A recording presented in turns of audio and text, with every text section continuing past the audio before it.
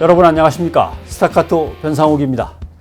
우리 사회의 각종 이슈들을 까칠하게 풀어보는 CBS의 토크쇼 스타카토 제8회가 시작이 됩니다. 오늘도 변함없이 한국사회 여론연구소의 김갑수 대표께서 나와 계십니다. 안녕하십니까? 네, 안녕하세요. 어서 오십시오. 예. 예.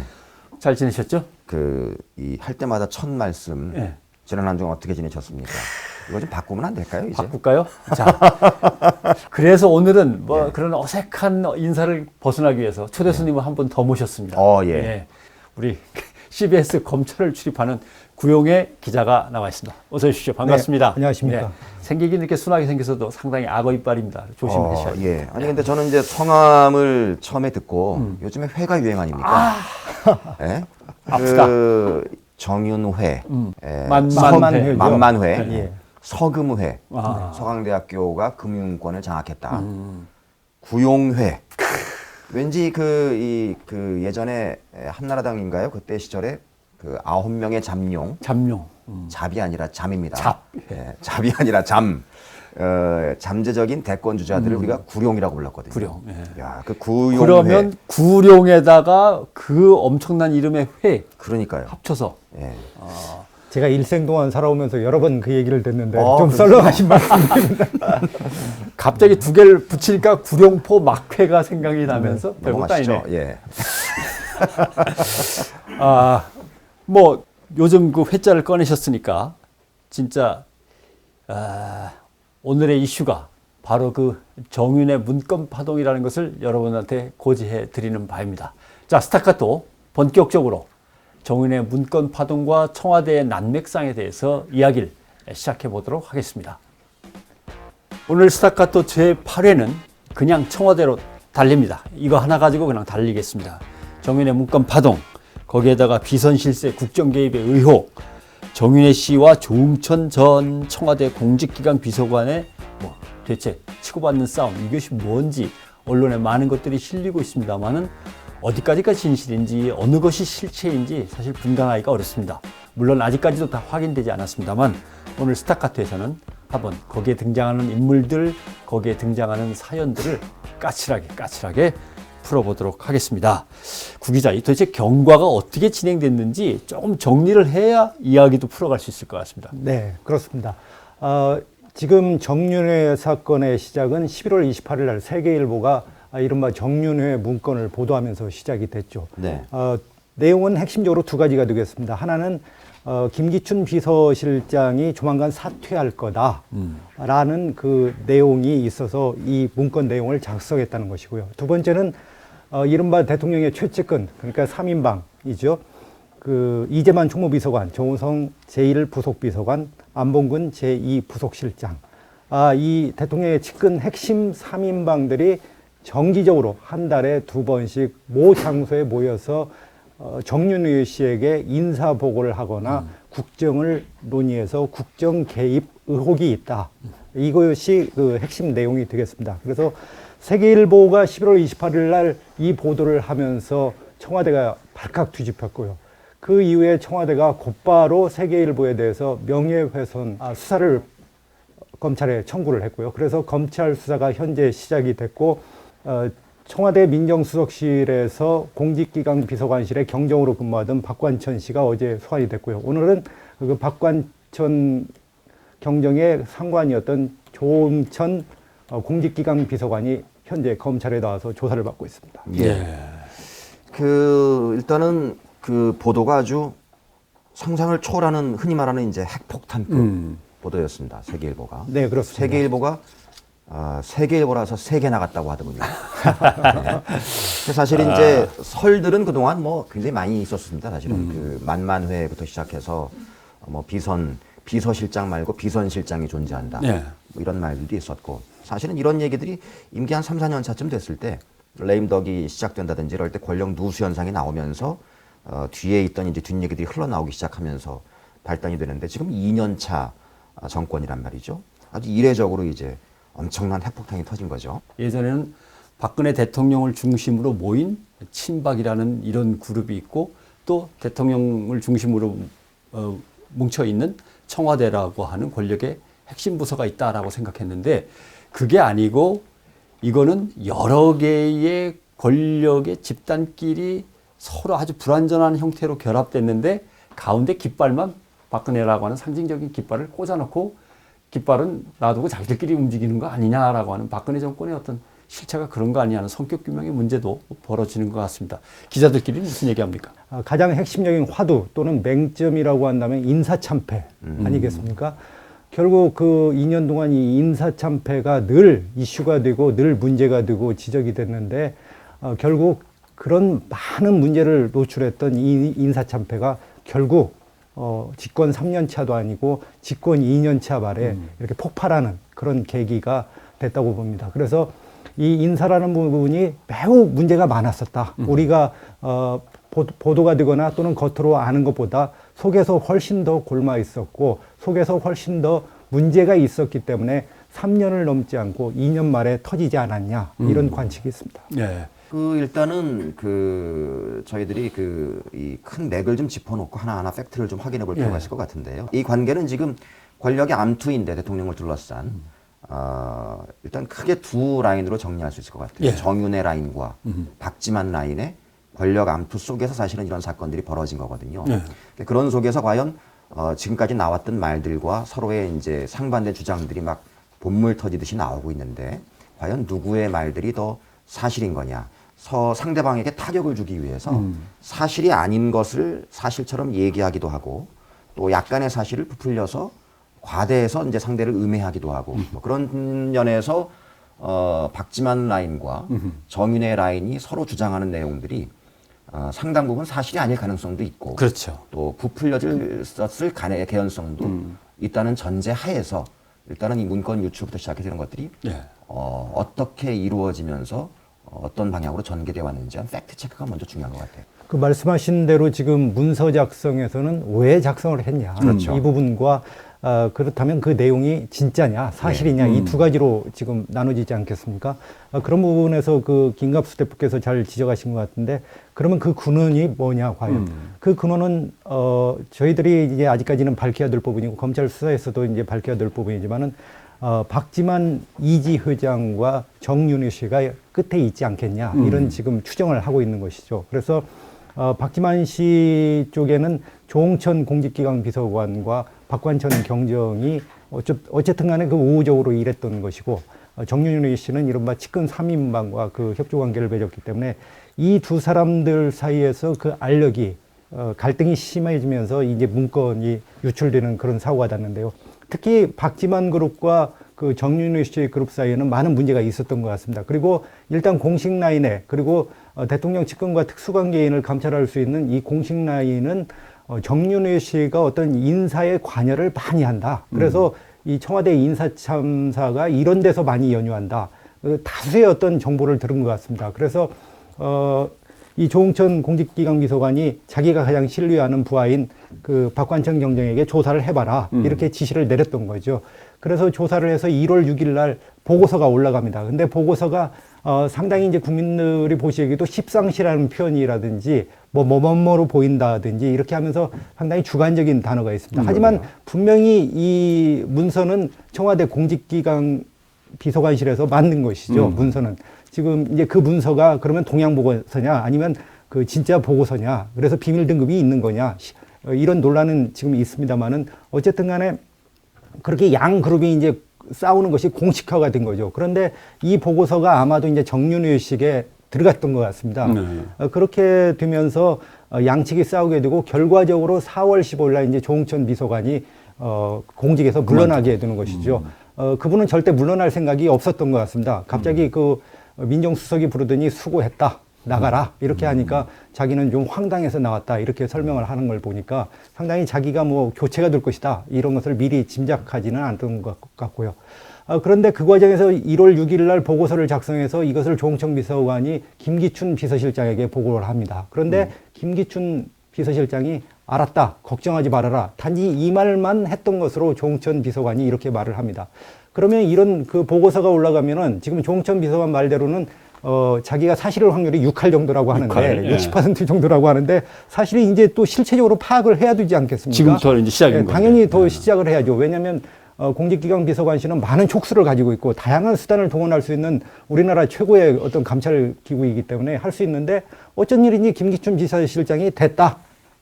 그만하자. 이런 식으로 얘기를 하게 된다는 것이죠.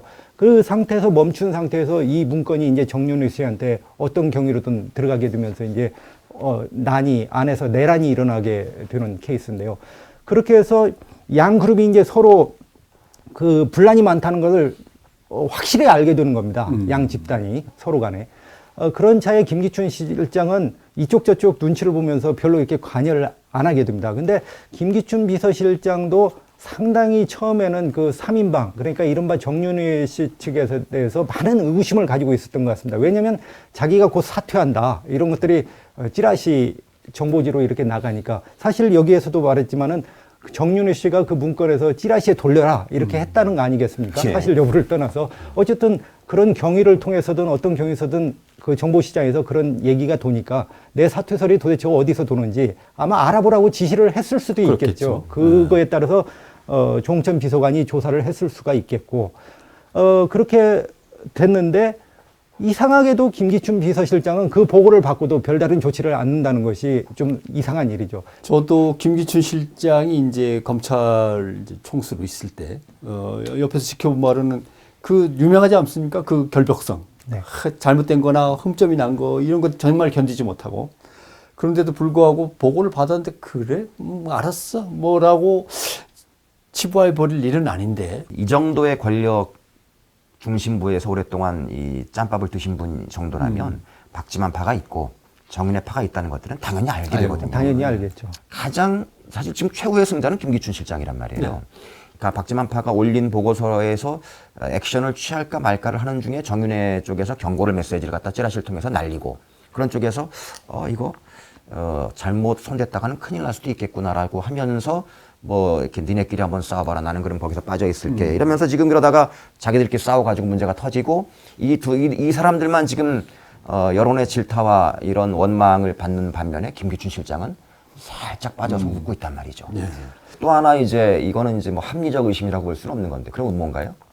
김기춘 실장이 아마 이 박지만 파와 정윤회 파를 따로따로 만나서 꼭 초원 복집까지는 아니더라도 복집에 들어가서 우리가 남이가 라고 했을 수도 있지 않겠느냐. 그럴 가능성은 좀 없어 보이고. 네, 김기춘 실장은 그야말로 75세 노정치인이죠. 예. 노회하고 정말 그러지 않겠습니까? 근데 이분도 75세가 됐더라도 자기가 모든 걸 다 할 수 있는 그런 위치나 그런 건 아니었지 않나 이런 생각이 듭니다. 그리고 상당히 뭐 아까 추론 자꾸 합리적 의심을 얘기하는데 저도 그것을 경계합니다마는 김기춘 실장을 보면 상당히 좀 이상한 점이 많습니다. 왜냐하면 4월 16일 날 대통령이 어디 있었냐, 7시간 동안 도대체 어디 있었냐가 그 쟁점이 되지 않았습니까? 그래서 그렇죠. 국회에서 이제 김기춘 실장이 그거에 답변을 하기도 했는데 그 답변을 보면은 대통령이 처음에는 어디 있었는지 나도 모른다. 비서실장이 나도 모른다. 이렇게 얘기를 했습니다. 그러니까 모두들 놀랐죠. 비서실장이 도대체 모르는 대통령의 동정은 뭐냐.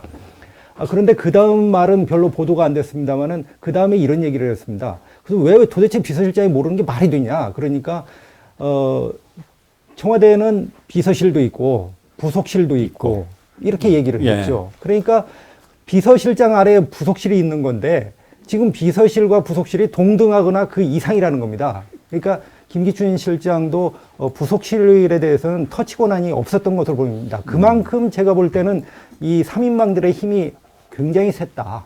그 압도할 만큼. 그렇기 때문에 김기춘 실장이 75세의 노정치인데 그것을 꺾고 갈 것이냐 말 것이냐 이런 현실적인 어떤 권력 측면에서 다 계산을 했지 않겠습니까? 그런 속에서 이런 결과가 나왔지 않나 생각이 듭니다. 맨 처음에 이렇게 빵빵빵 터져 나올 때 과연 이것 때문에 가장 이득을 보는 사람은 누굴까를 고민했을 때 이명박 정권이었어요.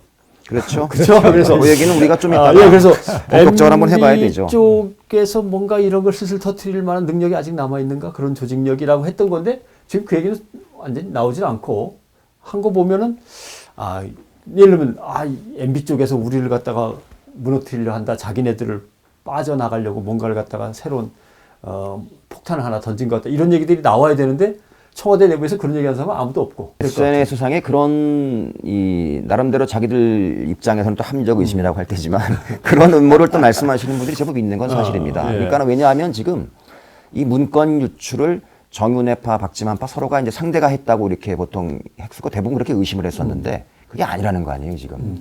누가 유출했는지를 아직 모른다는 밝혀봐야죠. 거죠. 그런 쪽에서 그런 점에서 이제 뭐랄까요, 청와대에 혹시 섞여 있을지도 모를 또는 포섭의 대상이었을지도 모를 MB파가 잔류파. 이거를 터트림으로 해서 사자방으로 공경에 처했던 자기들을 구출을 하고 그러면서 청와대와 여권이 위기에 봉착했을 때 국회에 있는 상당수의 친이 의원들의 협조가 없을 경우에 방어가 불가할 테니까 그러면서 이제 그냥 우리가 또 남이가 이러면 다시 또 이제 퉁치고 가자. 이렇게 가는 시나리오가 있는 거 아니냐. 예. 이런 음모론도 뭐 둥둥 떠다니고 있긴 하더라고요. 근데 그 음모론이 이제 뒷받침되려면 박근혜 대통령과 청와대가 빠져나가기 제일 쉬운 길도 이건 MB 쪽에서 자기네들의 비리를 덮으려고 터트린 것 같다라고 하면 간단히 끝나는 수도 있는 건데 그 얘기가 안 나오는 거 보면 김기춘 실장 또는 아까 말한 구병희 기자 얘기대로 어떤 자기네끼리의 잠정적인 일단 휴전 뭐 이런 것들도 충분히 이제. 근데 이제 다시 이제 공식적인 얘기를 좀 돌아오면 돌아와서 저는 이제 가장 핵심적인 또 이거 문제로 한번 짚고 넘어가야 될 것이 박지만 회장이 자기 입으로 뭐라고 얘기했냐면은 수백 페이지가 넘는 보고서를 자기가 봤다고 했단 말이죠. 그 얘기는 청와대의 공식 문건이 그것도 감찰 대상이었던 사람이 감찰 대상에게 문건을 누가 줬다는 거잖아요. 제일 핵심적인 내용인 것 같습니다. 그거고요. 또 정윤회 씨는 정윤회 씨대로 끊임없이 이 문건은 뭐 말할 것도 없겠고 그런 모든 문건들을 볼 수 있는 이 비서실 위에 있을지도 모를 부속실의 비서관들을 비롯한 핵심 3인방과 수시로 회동하면서 국정에 관여를 했다는 거거든요. 어떤 친구는 동생분한테 얼른 달려가고 그렇죠. 어떤 분은 옛날 비서한테 얼른 달려가고 그렇죠. 이렇게 되는 거죠. 그래서 결국은 이제 박근혜 대통령이 저는 왜 문건 유출이 국기문란이라고 얘기를 했을까? 저는 거기에도 상당한 힌트가 좀 숨어 있다고 보는 편인데요. 왜냐하면 문건 유출을 누가 유출했다고 하는 주장을 누군가에게 들었을 개연성이 있다. 그래서 그럼 그놈들이 나쁜 놈이니까 빨리 잡아들여 라고 하지 않았겠느냐는 거죠. 제가 보기에는 박근혜 대통령이 문서 유출을 조사하라 이렇게 얘기한 것은 당연한 거죠. 왜냐하면 그 문건 내용이 만약에 사실이면 정권 내놔야 되지 않겠습니까? 예. 그런 폭발적인 내용을 사실을 물론 확인을 해야 되겠지만 그 사실 확인에는 방점이 가 있을 수가 없는 거죠. 그러면 박근혜 대통령이 왜 검찰에 사실상 수사 가이드라인 받아쓰기 수사를 하도록 하느냐. 박근혜 대통령이 가장 신뢰하는 공조직은 검찰이라고 봅니다. 검찰을 가장 믿기 때문에 검찰에 간 것이죠. 예. 검찰을 믿지 못하면 그것을 청와대 내부에서 감찰 조사를 하거나 청와대 내부에서 조사를 하지. 만약에 우리 검찰이 정말 정치적으로 중립적이고 독립까지는 아니지만 왜냐하면 행정부 일원이니까 검찰이 독립은 될 수 없습니다.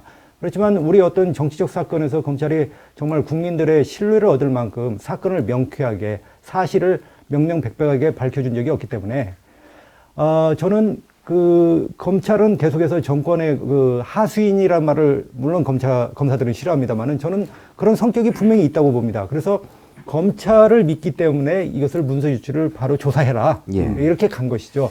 검찰이 혹시 명예훼손으로 지금 고소할지도 모를 발언들을 쏟아내고 계시거든요. 여기가 국회가 아니잖아요, 스튜디오가. 취해복권 지역이 아니죠, 지금. 이미 뭐 정치검찰 하수인이다 이런 얘기는 언론 보도상에 많이 되고 있습니다. CBS 기자들이 이래서 안 돼. 이런 얘기를 제가 문건으로 하나 만들어서 유출을 시킬까요? 이거 나중에 편집하지 마세요. 사실 저는 친검 기자입니다. 프렌들리 검찰 기자인데요. 왜냐하면은 저는 정말 검찰이 우리나라에서 중심적 역할을 해야 된다고 봅니다. 이명박 정부 때도 그렇고 모든 정권 때 검찰이 정권의 하수인이 되고 흐트러졌을 때 나라는 항상 문제가 생겼습니다.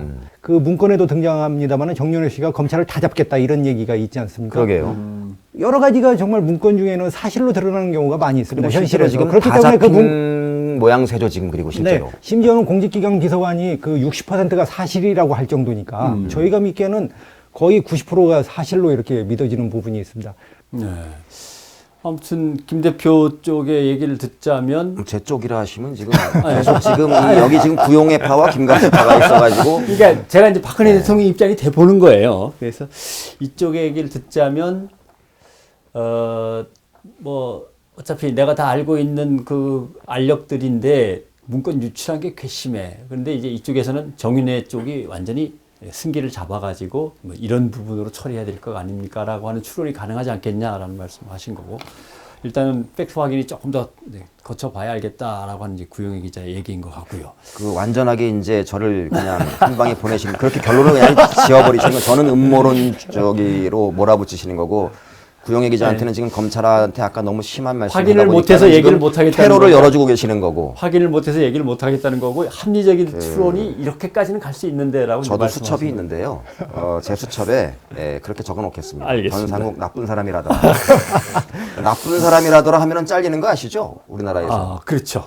예. 어쨌든 간에 다시 돌아와서 제가 이제 드리고 싶은 말씀은 정윤회 씨하고 비서관들이 그냥 가끔씩 만났다 밖에서 네. 라고 하는 것은 범죄 행위는 아닙니다. 그럼요. 사실 검찰이 수사한다고 그렇죠. 하더라도. 예. 그렇죠. 예. 어떤 위법 행위가 아니라는 거죠. 네네. 핵심은 이제 그런 회동을 통해서 무엇들이 주로 논의가 됐고 어떤 것들이 다루어졌고 그런 속에서 논의된 것들이 어떠한 비합법적인 이 과정과 그 논의 그 결정 과정 속에서 국정이 운영됐느냐 네네. 이런 부분들이 사실 밝혀져야 되는데 우리 검찰의 특성상 그런 데까지 갈 수는 절대 없을 것이다 라고 이제 볼 수밖에 그냥 없는 거죠. 예를 들면 정윤회 문건이라고 하는 것에 나온 등장 이야기들 중에서 왠지 조금 이렇게 거슬리는 것도 사실 그런 부분도 있어요. 10명이나 되는 가족이 어디 가서 늘 정기적인 회합을 갖는다 그러면 그게 비서실장의 그 레이더에서 일주일이나 열흘 이상 벗어나서 이렇게 모여 있을 가능성은 거의 없다고 보는데, 문건에는 늘 이렇게 만났고 뭐 늘 이런 걸 논의했다 그러는데 한 달에 2번입니다. 한 달에 2번. 네. 그게 이제 과장하지 마십시오. 늘이라니 그 정도면 느립니다. 사실은 아마 대통령이 주재하는 회의도 그렇게 안 열릴 텐데. 일주일 만에 한 번씩 만나는 저희는 그럼 붙어 사는 겁니까? 그렇죠. 아니, 저는 김 대표님 말씀에 전적으로 동의를 하고요. 아까 모임이 있었냐 없었냐 이제 그 부분이 지금 검찰 수사에서 쟁점이죠. 가장 큰 쟁점인데 검찰이 좀 이상 야릇한 말을 합니다. 그러니까 모임이 10명이 모였다고 문서에는 적시가 돼 있지 않습니까? 그러면 과연 모임이 예를 들어서 3, 4명이 모였으면 그것을 그러면 이런 모임으로 문서에 나온 그 모임이 과연 사실을 볼 것이냐 이런 이제 질문이 있었습니다. 예. 그러니까 검찰 그 관계자가 얘기하기를 7, 8명 정도는 모여야 되지 않겠냐 이런 얘기를 하죠. 굉장히 이상야릇한 얘기입니다. 그러게요. 네, 두 번째 또 이상한 묘한 얘기는 세계일보 지금 보도 내용을 이제 명예훼손으로 걸었지 않습니까? 예. 그래서 그러면 검찰이 이제 명예훼손에 해당되는지 안 되는지를 이제 보고 있는데요. 그러면 그 문서의 성격이 이제 문제가 되는 거죠. 그래서 검찰 관계자가 얘기하기를 그 문서가 감찰 보고서 성격이라면 어렵겠지만, 물론 어렵겠지만은 제가 이제 속내에 있는 말이고요. 그것이 단순히 찌라시 같은 동향 보고서라면 이것은 명예훼손에 해당될 수도 있지 않겠냐 이런 얘기를 합니다. 그러니까 제가 두 가지 점에서 아까 검찰을 의심하는 대목이 그겁니다. 과연 모임에 7, 8명과 5, 6명과 3, 4명을 누가 그렇게 자기적으로 규정을 할 것이며, 그 다음에 세계일보 보도 내용이 공직기강 비서관실의 일단 공식 문서 아닙니까? 어쨌든 간에. 그렇죠. 그것이 네. 찌라시가 됐든 뭐가 됐든 사실 말이 안 되는 얘기죠. 그러게요. 청와대의 가장 핵심부, 민정이라면 우리나라 최고 사정기관인데 거기에서 생산한 문서를 우리가 찌라시라고 저라도 그걸 봤다면 썼을 것입니다. 당연히. 그런데 그것이 동향보고서라고 규정한다면 명예훼손에 해당될 수 있다. 그러니까 그런 것들이 어떤 좀 가이드라인이 아니냐 미리 예상해 놓은. 그래서 제가 이제 의심을 하게 되는 그러니까 우리 것이죠. 방송을 지금 듣고 네. 계신 분들이나 보고 계신 분들을 위해서 조금 더 쉽게 풀어드리면 예. 검찰은 만약에 지금 세계일보가 이 보고 썼다는 그 문서, 확보했다는 그 문서가 찌라시라면 그거는 그러니까 찌라시를 근거로 해서 그런 핵폭탄을 터뜨린 거니까 이건 명예훼손에 해당이 된다. 단순히 동향보고서라고 그렇죠. 단순히 본다면요. 동향보고서라면. 예. 그런데 저희들이 지금 사실로 온 국민이 확인한 것은 그것은 단순한 동향보고서가 아니라 공식 문서였단 말이죠. 청와대. 네. 비서실장도 받아봤다고 인정한. 네, 맞습니다. 그러면은 이거는 처벌에 해당이 안 되는 거란 말이에요. 명예훼손에 해당이 안 되는 거죠. 네. 그런 얘기를 검찰이 지금 하고 있다는 얘기는 이미 방침은 정해놓고 여기에 짜맞추고 있는 것 아니냐. 그런 합리적 의심을 충분히 할 수 있다는 얘기죠. 고맙습니다. 네. 마무리 지어주셔서. 아무튼 청와대도 망신은 망신입니다. 최고의 그 기관에서 예. 사정 인력을 동원해서 만들어내는 문서를 본래 찌라시 모은 거 내 찌라시 수준인 거죠라고 스스로 얘기한다면 이것도 참 대단한 망신인 거고. 예. 김갑수 대표가 그렇게 합리적인 의심을 갖다가 계속 해 나가는 어떤 이제 근거 같은 것들은 또 터진 게 있죠. 그게 예. 바로 이제 문체부의 인사 내용입니다. 그렇습니다. 정윤회 씨 딸이 이제 경마 선수인데 뭐 이제 언론 보도를 통해 대부분 다 알고 계시겠지만 실력이 안 되는데 이제 국가대표에서 탈락을 한 거죠. 탈락한 다음에 그 심판들이 경찰이 잡아갔다는 거잖아요. 이건 사실 조선시대에도 쉽게 이루어지지 못할 일이거든요. 바로 다음 날 잡아가. 그러니까요. 이거는 상상을 초월하는 일들이. 그러니까 이제 그런 게 사실이라면 또 사실이니까 보도가 됐고 그거에 대해서 정윤회 씨가 법적인 뭐 이런 얘기를 안 하고 있으니까 그 팩트겠죠. 네네. 확인된. 그러면은 아까 이제 그 가끔씩 한 달에 2번씩 모였다는 그 모임이 그냥 모임이 아니라는 거죠. 개인적인 어떤 민원이라든지 이제 또 거기 또 합리적인 추심이 보태지는 게 정윤회를 만나려면 7억 원을 줘야 된다더라. 이런 얘기. 그러니까 왜냐하면은 그 모임에서 그러니까 결국은 인사청탁이라든지 개인적인 어떤 문제라든지 이런 것들을 전부 다 청와대 비서관들을 통해서 해결하지 않았겠느냐. 그만큼 또 이재만 비서관 이런 사람들은 센 사람이었고 우리가 보도를 통해 안 것처럼 아무 재벌 기업에 전화해서 회장실에 나 이재만인데요. 라고 하니까 취직이 되더라는 거 아니에요. 건설에서 그렇습니다. 그렇죠. 네. 네, 뭐 특정 기업을 또 밝힐 필요까지는 그랬는데 다시 돌아와서 그런 점에서 이 정윤회 씨가 그런 섭섭함을 대통령한테 전달을 했다는 거죠. 그거를 대통령한테 직접 했는지 아니면 이 3명의 비서관을 통해서 했는지는 모르겠으나 대통령이 수첩에 그 문체부 국장과 과장의 이름을 적어놓고 역시 뒤에다 나쁜 사람들 그렇죠. 해놓고 그래놓고 나쁜 사람들이라더라. 유진용 장관이 이거 정리해 주세요. 라고 직접 지시를 했다는 거잖아요. 그리고 유진용 장관이 그거를 그렇다. 그건 사실이다. 네. 예, 다른 사람도 아니고 본인이 직접 그러니까요. 사실입니다. 라고 확인을 해줬고 그런 과정 속에서 이 승마협회를 갖다 감찰 지시를 거부하면서 김종이 차관이라고 하는 이재만 비서관과 흔히 이제 친한 사이라고 친한 그러죠. 사이죠. 예. 그래서 전부 속간해져서 다른 데로 좌천성 인사를 당했다. 그리고 유진용 장관을 결국 옷을 벗게 됐다.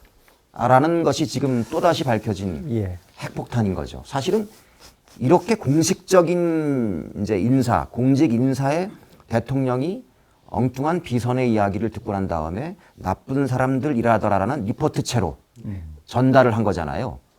그래서 그렇게 해서 일들이 이루어졌다는 것이 사실로 확인됐다는 것이 더 큰 문제 아니냐. 지금 어떻게 보면은 김갑수 대표가 얘기한 문체부에서 벌어진 인사의 흑막이라고 하는 것이 찌라시 수준이라고 청와대가 얘기했지만 그 보고서에 담겨 있는 내용보다 더 폭발적일 수도 그럼요. 있습니다. 사실은 지금부터 시작인 예, 거죠. 이건 여기는 이제 실체거든요. 여기는 추론에 의해서 지금까지 우리가 얘기를 갖다 많이 했습니다만 이쪽은 실체이고 국가장관을 지냈던 사람들이 그 실체에 대해서 인정을 할 정도의 그렇기 문제니까. 때문에 이런 실체가 나오기 때문에 앞에 저희가 던졌던 합리적 추론들이 또는 의심들이 합리성을 획득하게 되는 거죠 이제. 정말 저도 놀라운 현상이라고 봅니다. 어쨌든 간에 불과 얼마 전까지 현직 장관이었지 않습니까? 이 정권에서. 그렇죠. 그런 분들이 이렇게 몇 개월 안 돼서 이런 팩트들을 확인해 준다는 것은 정말 놀라운 현상이죠. 그리고 장경욱 전 기무사령관. 예. 이분도 나와서 나 그러게요. 갑자기 잘렸다고 그랬지 않습니까? 왜 그러면 도대체 이 정권에서 지금 집권 2년 차 말에 예. 도대체 이런 현상이 일어나는가? 이런 것도 참, 글쎄요, 흥미로운 포인트라기보다는 정말 안타까운 현실이죠. 슬픈 일입니다. 예, 사실 슬픈 이게 일이고. 야당 정치권이라든지 일부 네티즌들이 이거 봐라 박근혜 정권 무너지는 소리가 들린다 이런 얘기를 하는데 저는 그런 얘기들이 참 서글픈 거예요. 네네. 왜냐하면 사실은 서글픈 정권이 일이죠. 망한다는 건 네. 나라가 망하는 거거든요. 그렇습니다. 네네. 예. 사실은. 정말 그렇죠. 우리 국민들이 불안한 것이죠. 그렇습니다. 그래서 이제 거의 이제 마무리를 갖다 슬슬 시작을 해야 될 시간일 것 같습니다만은 전체적인 이제 이야기를 시작하기 전에 꺼냈던 얘기가 박근혜 정권이라는 것의 실상이 조금 물안개 같은 거 아니었던가. 가운데에 깃발만 하나 꽂혀 있고 각각의 세력들이 사실은 박근혜 대통령을 따라서 움직이는 게 아니라 박근혜 대통령은 그냥 깃발 노릇만 하고 자기들끼리 권력을 쥔 친박 정권인지 뭐 이게 새누리당 정권인지 어떤 정권인지는 규명할 수 없지만 뭔가 정말 실체가 불분명한 허술한 정권 아니었던가. 그렇습니다. 이런 그 거죠. 실체가 불분명한 정권에서 비상식적인 일들이 그 2년 사이에 너무나 많이 벌어진 까닭에 언론이 가서 툭 찌르면은 이 얘기를 쏟아내는 이유가 워낙에 비상식적인 경우를 자신들이 겪었기 때문에 이거는 정말 이래서는 안 되겠다 또는 억울하다, 화난다 이런 일들이 많았기 때문에 그런 얘기를 술술술술 지금 하고 있는 것이 아닌가 싶고요. 이 박지만 씨가 그런 얘기를 했다고 그러죠. 피보다 진한 물이 있다. 피보다 진한 물이 있더라. 피는 본인이고 물은 정윤회겠죠. 그러겠죠. 예. 그런 얘기를 이제 하면서 권력 투쟁을 이제 본격적으로 시작을 하면서 서로가 한쪽이 이길 때는 한쪽이 위축됐다가 이런 과정을 반복하고 있다는 것은 정말 국가적인 비극이라고 볼 수밖에 없는 것이고요. 결론 전에 약간의 여담을 한번 언론을 주제로 해서 한다면 권력의 정면으로 맞서는 보도를 하게 될 때는 근황은 못합니다. 언론도 신경이 상당히 쓰입니다. 예. 그래서 흔히 이제 귀토 유상굴이라고 하죠. 똑똑하고 지혜로운 토끼는 도망칠 구멍이 이제 3개 정도는 미리 빼놓고 있다라고 하는 건데, 그러니까 일탄을 터트리면 당연히 청와대를 비롯한 권력기관에서 야 이거 말도 안 되는 소리 아니요, 이거 왜 우리를 공격하는 거예요, 정말 이렇게 나올 거요, 한 번쯤 압박이 들어온단 말이에요. 그럴 경우 항상 2탄을 갖고 있다가 자꾸 그러지 마시오, 아직 안 쓴 것도 한 2개 남아 있어. 2탄, 3탄을 준비해야 되는 거거든요. 그렇죠. 그러니까 그것까지 확보된 다음에 적정히 잘라서 1탄을 툭 쳐보고 반응 보고 2탄 치고, 그래도 뭔가 최후의 한 건은 남겨놓고 있는 거죠. 그래서 세계일보가 썼을 때는 뭔가 근거가 뭔데라고 할 때는 아직 2개가 남은 거죠. 예. 세계일보잖아요. 세계일보. 3개니까 남은. 근데 저 일각에서는 그런 얘기도 나돌기도 했지만 사진 정도는 갖고 있을 것이다. 근데 이제 사진을 갖고 있다면 청와대로서는 상당히 좀 두려울 만한데 왜 세계일보를 정면으로? 박경정도 그런 얘기를 했죠. 만나는 장면을, 회동하는 장면을 촬영한 이런 것들, 뭐 이런 얘기를 언급했던 걸로 제가 그런 얘기를 언급했습니까? 그래요? 얼핏 본 것 같습니다. 확인 한번 해보시면 좋겠고요. 그러나 이제 그 사진에 담겨 있는 게 결정적인 사진이 아니다. 예를 들면 아까 7, 8, 5, 6 뭐 이렇게 나왔는데 만약에 10명이 딱 모였다 하더라도 그 부서 사진에- 회식이라고 하는 고만이니까. 사진에 정윤회 씨가 없다면 상당히 그러면 문제되는 뭐 아무 소용이 없는 상황이 사진이 되는 거죠. 결정적으로 거기 정윤의 얼굴이 딱 들어있다면 쇼당을 걸 때 쇼당이 걸릴 만한 지금 근거가 이상한 되지만. 용어를 자꾸 쓰고 참, 계시네요. 이거 아직 예. 고스톱 있었어요. 정리하- 정윤 씨의 정리하- 얼굴이 없다면 정리하- 잠깐 광파십시오. 예. 예. 그래서 하여튼 한마디로 정리한다면 저는 그렇습니다. 이게 지금 이 비선 라인의 이 횡행. 예. 그러니까 지금 비선 라인은 저는 박근혜 대통령한테 본인이 썼던 말들을 통해서 결론을 내려서 돌려드리고 싶어요. 비선 라인은 적폐요 암덩어리다. 단두대에 올려야 된다. 알겠습니다. 공과 사는 엄격히 구분해야 된다라고 하는 말씀을 드리고 싶고, 또 하나는 그 공과 사의 사 중에서 지금 온갖 이런저런 얘기들을 갖다가 막 확대 재생산하면서 권력의 한쪽을 비집고 들어가려는 언론들이 끼어들어가서는 안 된다라고 하는 얘기도 저는 이 기회에 한번 드리고 싶습니다. 구 기자, 마지막으로 정리하시죠. 감사합니다. 오늘 제가 이 보시는 네티즌들께 충분한 설명을 드리지 못했는데요. 앞으로 더욱더 열심히 취재해서 좋은 내용을 보도하도록 하겠습니다. 감사합니다. 스타카토 제8회가 준비한 소식은 여기까지입니다. 좀 더 투명한 사회에 좀 더 민주 절차를 따라 움직이는 이 나라의 통치가 이루어지길 저희도 간절히 바라면서, 오늘 뭐 약간의 합리적인 추론, 합리적인 의심 여러 가지가 등장했지만 행간도 잘 읽어주시고 또 추론인 건 분명히 추론이라고 생각해 주시고, 그러나 저희가 간절히 바라는 것은 제대로 된 국가 통치와 국가의 아니었다는 것도 생각해 주셨으면 좋겠습니다. 저희는 여기서 인사드리겠습니다. 고맙습니다.